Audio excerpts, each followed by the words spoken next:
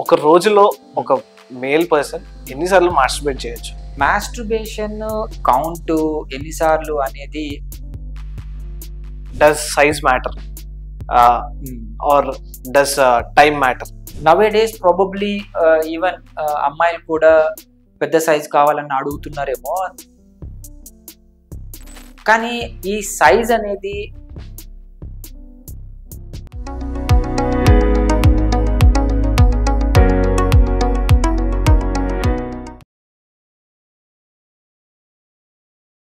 Hi, hello, నమస్తే. This is Chandu. Welcome to treatment range hospitals. So ఈరోజు మన ముందు డాక్టర్ సునీల్ రెడ్డి గారు ఉన్నారు, సెక్సాలజిస్ట్. సో ఆయనతో మాట్లాడదాం. నమస్తే సార్. నమస్కారం. For example, without using condom hill have multiple, చాలా మందితో పార్ట్నర్స్ తో చేస్తూ ఉంటారు కదా. సో ఒక బాడీ కౌంట్ రేంజ్ వరకు పర్లేదు, దాని తర్వాత it is a problem or first నుంచి డిఫరెంట్ పీపుల్ తో పర్ఫామ్ చేసినప్పుడు ప్రొటెక్షన్ యూజ్ చేయడం కంపల్సరీయా? ఖచ్చితంగా ప్రొటెక్షన్ యూజ్ చేయాల్సిందే. Even single count, single partner ఉన్న వాళ్ళు కూడా నాట్ ఓన్లీ హెచ్ఐవి అండి, చాలా సెక్షువల్లీ ట్రాన్స్మిటెడ్ డిసీజెస్ ఉంటాయి. సో అవన్నీ అవాయిడ్ చేయడానికి కండోమ్ బెటర్. ఎప్పుడు కానీ పార్ట్నర్స్ యూజ్ చేసినప్పుడు కండోమ్ తో వెళ్ళడం better. Okay. Not only sexually transmitted, unwanted ప్రెగ్నెన్సీని కూడా దీంతో అవాయిడ్ చేయొచ్చు కదా. అవును. And also coming to the main topic, ఎందుకంటే ఇప్పుడు ఉన్న ప్రెసెంట్ జనరేషన్ లో చాలా మందికి చాలా డౌట్స్ ఉన్నాయి మాస్టర్బేషన్ మీద. అసలు ఒక రోజులో ఒక మేల్ పర్సన్ ఎన్నిసార్లు మాస్టర్బేట్ చేయొచ్చు? మాస్టర్బేషన్ కౌంట్ ఎన్నిసార్లు అనేది ఒక మెథడ్ అంటూ లేదు, ఈవెన్ కౌంట్ అంటూ లేదు అండి. It's depends on race, it's depends on country, it's depends on culture, it's depends on age. So కాబట్టి రోజుకి ఎన్నిసార్లు చేస్తాను లేకపోతే వారానికి ఎన్నిసార్లు చేస్తాను అని కాదు. బేసికలీ మాస్టర్బేషన్ పార్ట్నర్ లేని వాళ్ళు ఆబ్వియస్ గా వాళ్ళ సెక్షువల్ అర్జిని తీసుకోవడానికి మాస్టర్బేషన్ కి, ఈ హ్యాండ్ జాబ్ కి, లేకపోతే కైండ్ ఆఫ్ హస్తప్రయోగము అనే వర్డ్స్ యూజ్ చేస్తాం కదా, దీనికి వెళ్తాం. యూజువలీ దీన్ని అవాయిడ్ చేస్తే బెటర్. సో అంటే చాలా మంది అడుగుతుంటారు, రోజుకి ఒకసారి చేయొచ్చా, రోజుకి 2 సార్లు? డస్ ఇట్ గుడ్ అంటారా? That's what. లైక్ మనం రెగ్యులర్ గా మాస్టర్బేషన్ మీద ఆధారపడితే ఏంటి అంటే, రియల్ సెక్స్ లో వాళ్ళ టైమింగ్స్ కావచ్చు, ఆ హ్యాపీనెస్, ఆ ఆర్గజం కి వెళ్ళటం కావచ్చు, ఇబ్బంది అవుతుంది. అందుకనే once in a while, weekly once usually మనం చెప్తాము, బట్ రోజు మాత్రం అవాయిడ్ చేయమని చెప్పాలి. ఓకే. అండ్ ఆల్సో చాలా మందికి ఒక డౌట్ ఉంటుంది, అంటే సమ్ టైమ్స్ వాళ్ళు పడుకున్నప్పుడు ఎజెక్షన్ అవ్వడం, సో వాళ్ళకి చాలా డౌట్స్ వస్తూ ఉంటాయి, ఏమవుతుంది నాకు. సో వెంటనే వాళ్ళు డాక్టర్ ని కన్సల్ట్ అవుతారు, లేదా వాళ్ళ ఫాదర్స్ ని అడుగుతూ ఉంటారు అనమాట, ఇలా అయింది అని చెప్పుకుంటారు. సో అలాంటి వాళ్ళకి ఏం చెప్తారు నార్మల్?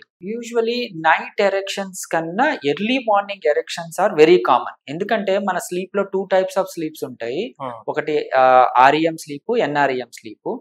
ఈ స్లీప్ సైకిల్స్ చేంజ్ అయినప్పుడు ఎరెక్షన్స్ అనేటివి వస్తాయి అనమాట ఆటోమేటిక్ గా. ఇది very normal process. Even early morning erections లేకపోతే ఎరెక్టైల్ డిస్ఫంక్షన్స్ కూడా ఉంటాయి. సో ఇది వెరీ నార్మల్. కాకపోతే ఎరెక్షన్స్ అంటే మార్నింగ్ ఎరెక్షన్స్ సెక్షువల్ యాక్ట్ కి ఉపయోగపడే అంత హార్డ్ గా ఉండవు. సో అందుకని మార్నింగ్ వచ్చిన ఎరెక్షన్స్ రావట్లేదనో లేకపోతే సరిగ్గా లేవని చెప్పోసో అంత భయపడాల్సిన అవసరం లేదు. అండ్ ఆల్సో అంటే does size matter or does time matter? ఈ 2 క్వశ్చన్స్ కి ఆన్సర్ కాదు. అవును. యాక్చువల్లీ నన్ను అప్రోచ్ అయ్యే క్లయింట్స్ చాలా మందికి డౌట్స్ ఉంటాయి. ఒకటి, సైజ్ మ్యాటర్సా సార్, నాకు సైజ్ చాలా చిన్నది ఉంది, దయచేసి దీన్ని ఇంక్రీజ్ చెయ్యండి, ఏదైనా చెయ్యండి సార్. సో నేను ఎగ్జామిన్ చేసిన తర్వాత ఆబ్వియస్లీ వాళ్ళకి సైజు నార్మల్ గా ఉన్నా కానీ they feel that they have very small size, they can't even satisfy their partner అన్న ఒక థాట్ లో ఉంటారు.